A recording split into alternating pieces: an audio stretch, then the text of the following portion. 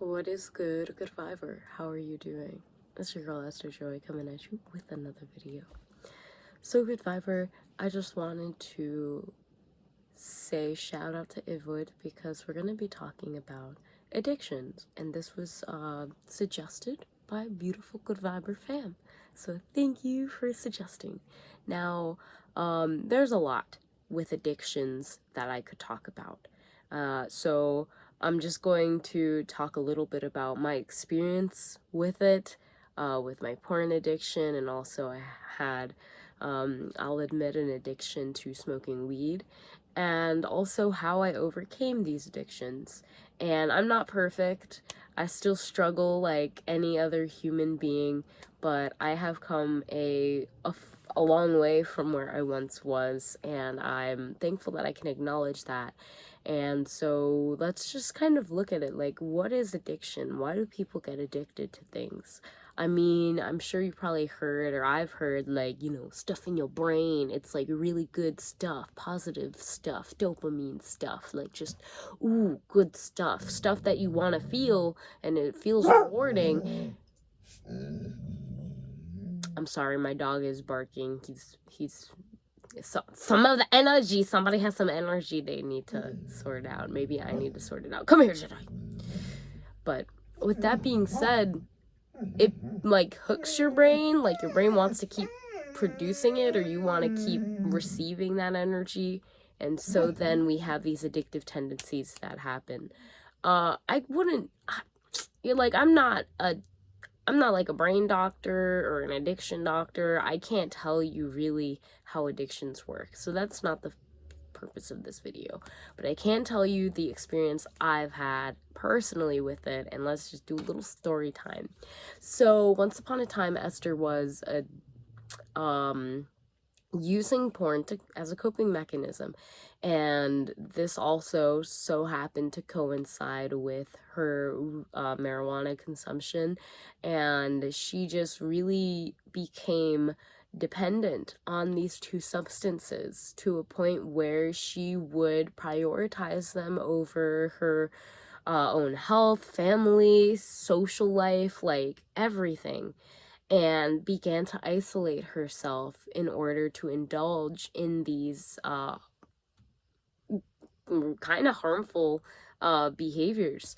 So that is when I feel like it's addiction. When you are prioritizing something that is not helping you in any way whatsoever over things that actually are helping you, that give you life. When you're prioritizing something that is harming you or your health over something that can give you life. Like, instead of going for a walk, doing something that is just not, spending time with your loved ones, doing something that's pretty much the opposite. So I realized, like, I think, like, during the time I was, like, a junior in high school when this, like, started coming. And so the first thing I will say is that I feel like addictive tendencies, there's usually a trigger, something that happens in life that just kind of causes you to go find coping mechanisms. And those coping mechanisms, in my case, were not healthy.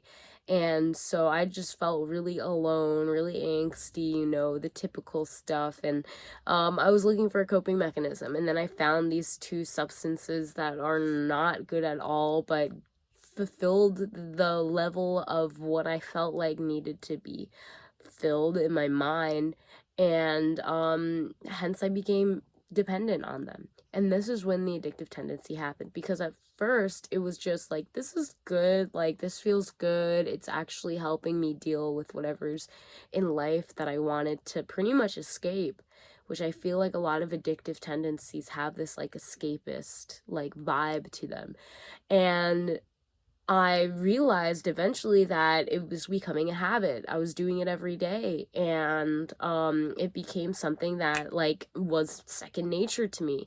And then from there was when I realized a couple months after that, like, I can't stop even if I wanted to, kind of. Like, I would try to stop and it would just crumble, like, and that's when I realized I couldn't stop. That's when it became what I would say a big problem. That's when it became something that I really wanted to stop, because it's like every time I I want to like test myself or limit how much I do one of these things, it would be like my body would just go against me. It would be like, don't eat that candy, and then immediately I'd have the candy in my mouth. Like, that kind of situation. So that actually caused me to go through some kind of feedback loop that was increasing increasing just like the tendencies, because I felt like I needed to escape the fact that I couldn't escape this. And so I would be using these substances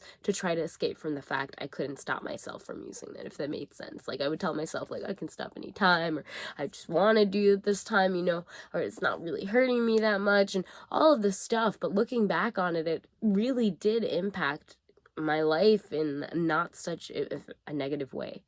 And so, yeah, like when you realize that you have a problem with something, where you have an addiction, where you're dependent on a substance, or, anything that you feel like you can't live without, you have a problem.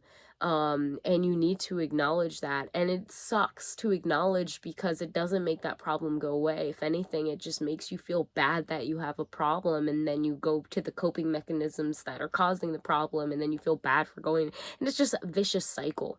So how did I overcome it? Well, I'm so thankful to be able to be, in the space that I am, where I'm able to share this stuff. I think that definitely helped. But at first, I would had to be honest with myself. I had to share and get curious as to why I was using this coping mechanism, as to what my triggers were. What were the triggers? And for me, it would be a certain place. It would be a certain time of day. It would be if my door was closed, that would be a trigger. Like, then my body would just say, oh, it's time to do those things that you are kind of like dependent on, because you've grown such a habit. So I had to be aware of those triggers. I had to get curious as to why I was feeling so dependent on these things, and that helped a lot. Like, now there's a lot of judgment, I feel, and just kind of like, you can bash yourself so easily when you're going through addictions, because you know that it's not something you should do. And then when you do it, it's just like, vicious cycles. But when you are just genuinely curious and compassionate with yourself when these things happen, and what I've learned is that you actually give yourself space to not just cloud it with shame or guilt, which will ultimately lead to those lower vibrations and spiraling back down, trying to escape those lower vibrations. But you actually give yourself an opportunity to transmute them by just bringing a space of compassion and curiosity. Like, I wonder why I'm doing this again. And at first, I would observe myself. Like, I would record myself. I would write voice notes. I would observe myself before, during, and after I would be triggered to do these addictive tendencies that I had programmed into my being. And by doing that, it actually gave me the awareness that I needed in order to rearrange my external environment. So it's like, hey, if my door being closed is a trigger, then let me keep my door open. Let me be as close as I can to other people that do not do the same kind of addictive tendencies that I don't want to do anymore. Let me find people that are actually doing something that takes my mind away from these things that I was so dependent on, so that I can actually grow in a more holistic way. So that really helped. First of all, just observing, bringing compassion to myself and being aware that, hey, I'm addicted to this thing. To being curious as to why I'm addicted. What was the cause of it? Why did this happen? What are my triggers? And having compassion in those areas in that time, and then rearranging my external reality so that it would be increasingly difficult for me to be triggered by the things that I identified as triggering. And that's really helped a lot. Again, I'm not perfect, but I am so thankful. Like, there was a time where I would just cry and pray, because I knew that, this is not the life I want to live. And I would have visions of what it would look like if I kept going down this, horrible escapist, addictive path, and it was just not what I wanted, but it was so scary that I felt like I had to escape it by doing the things. You know how fear kind of controls you to do what you fear accidentally, because that's just how it is. Well, that's why it was so important to face the facts and to see it for what it is. And I'm really thankful that I'm at a point where I feel like my prayers have been heard. I did pray about it like a lot, and it was felt. It was felt, and it was heard, and my body felt it, and God felt it, and I heard the call, and I'm so thankful that I'm in a point where I can make this video and be like genuinely like clean of the things that once I thought I would never be able to live without. Literally. That's incredible, and I'm so thankful. So I hope that this video helps you in some way as you just connect with whatever it is you're going through. Know that you're not alone at all, and that is nothing to be ashamed about or guilty about, but you need to have compassion when dealing with addictions in order to not condemn yourself before you have a chance to change. So I love you. I thank you for watching. I hope that this video helps you, and let me know if you want like an accountability buddy or anything. I mean, join the Discord. We have accountability calls for literally anything you want to be accountable for, big or small. But yeah, I appreciate you. Enjoy the rest of your day, and I will see you in the next video. Namaste and God bless.